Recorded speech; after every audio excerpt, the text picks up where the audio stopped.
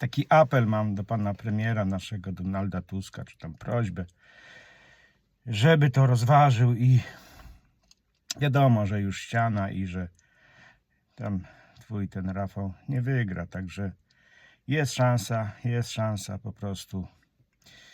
Dwie możliwości takie widzę tutaj, że albo jak John Wayne na białym koniu odjedziesz tam w świetle zachodzącego słońca, albo jak tym guźcu ta małpa tam w tym tumanach kurzu, no kojarzysz.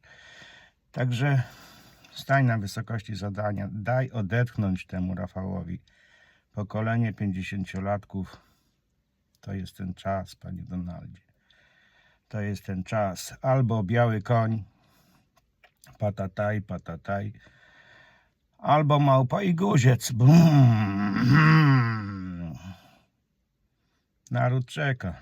Mało czasu, króca bomba.